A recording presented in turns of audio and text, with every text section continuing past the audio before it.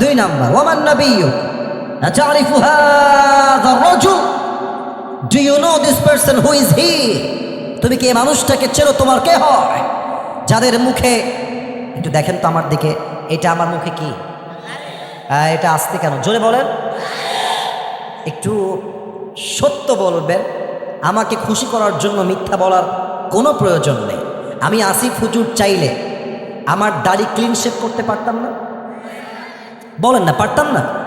আচ্ছা, আমি যে চাপ দাড়ি রেখেছি, আমি যুবক বয়সে আমার যে লম্বা লম্বা চাপ দাড়ি আছে, আপনারা একটু মন থেকেই বলবেন, ফ্রেন্ডলি, আমার বন্ধু হিসেবে বলবেন, দাড়িতে আমাকে আনস্মার্ট লাগতেছে না স্মার্ট লাগতেছে? মাশাআল্লাহ। দাড়িতে আমাকে অসুন্দর লাগছে না সুন্দর লাগছে? কিছু মেয়ে আছে দেখবা, দাড়ি দেখলে এদের গায়ে চুলকানি শুরু হয়ে যায়। তারা কি বলে জানো? আচ্ছা ভাইয়া, দাড়িটা কাটলে একটু ভালো হতো না? মানে যখন পাত্রী হিসেবে দেখতে যাবা তখন তো বলবা যে, কেন আপু, দাড়িতে কি সমস্যা? বলবে যে, দাড়িটা রেখে আপনাকে কেমন যেন চাচা চাচা লাগতেছে। আপনি দাড়িটা ক্লিন শেভ করে পড়লে you will look so smart. দাড়ি শেভ করলে আপনাকে আরও সুন্দর লাগবে। তো তুমি তো নওগাঁর ছেলে, তুমি ভদ্র ছেলে, ডিসেন্ট ম্যানারকে ফলো করবা, ভদ্রতা দিয়ে বলবা যে, আপু একটু সাইডে আসতে হবে, 1 মিনিট কথা বলবো আপনার সাথে। তো আপু যখন সাইডে আসবে, আপুকে ভদ্রতার সাথেই বলবা যে, আপু আপনার দাড়ি মনে হয় পছন্দ না, তাই না? তো যখন বলবে যে, হ্যাঁ ভাইয়া, আমার তো দাড়ি নিয়ে একটু অ্যালার্জি আছে, দাড়ি আমার পছন্দ হয় না, তো তুমি বলবা যে, আপু আমি তো আমার নবীকে আপনার চাইতে কোটি গুণ নয়, কোটি কোটি গুণ বেশি ভালোবাসি। আপনার যেহেতু দাড়ি পছন্দ হচ্ছে না, আমার মনে হয় যে আপনার মতো একজন মেয়ের জন্য আমার মতো দাড়িওয়ালা বীর পুরুষ পারফেক্ট হবে না। আপনার মতো মেয়ের জন্য বিটিএস এর হিজড়া ছাড়া পারফেক্ট কোনো অপশন আমার কাছে না।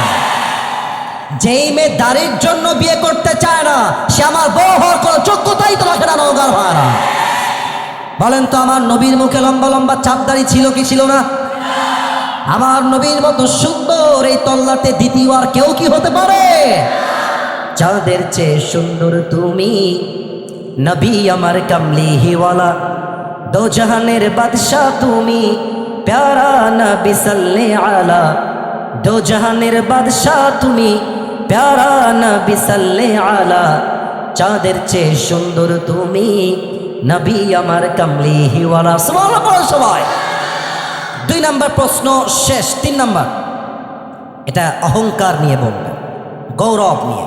আমাদের ধর্মের নাম, আর একবার, আমাদের ধর্মের নাম, আমাদের ধর্মের নাম ইসলাম বলেই আমরা ভারতদেরকে ছাড় দিয়ে কথা বলি।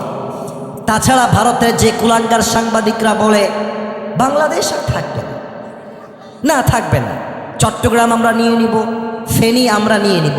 মাঝে মাঝে আমাদেরকে হুমকি ধামকি দেওয়া হয়।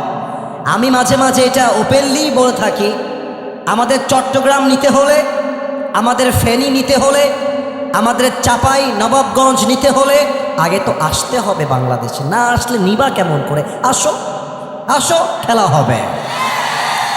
তোমাদের মতো গুলিস্তানের হকার, গুলিস্তানের হকার বললেও মনে হয় সম্মান হয়ে যায়। এই বেটাকে দেখলে আমার মনে হয় এই বেটা সাংবাদিক না হয়ে আন্ডারপ্যান্ট বিক্রি করলে বেশি পাবে নওগাঁর হার আমার। তো যেই বেটা এগুলো বলো বাংলাদেশকে নিয়ে, সাহস থাকলে আসো। তোমাকে মোকাবেলা করার জন্য আমার কোনো জেলার কোনো প্রয়োজন নাই, নওগাঁর সন্তানরাই তো এনাফ হয়ে যাবে আমার জন্য। অতএব আমাদের ধর্মের নাম ইসলাম, আমরা কোনো মারামারি চাই না, আমরা শান্তি চাই।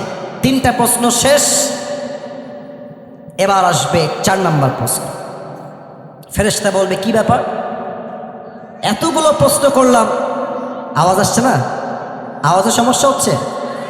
আহা, আচ্ছা, এখানে ওই মাইক দেওয়া লাগতো, মাইক বক্সের সাউন্ড তো for me and for all the audience on the stage, এটা এখানে কাভারেজ দিবে, বাট ওই মাইকটা দর্শককে কাভারেজ দিবে।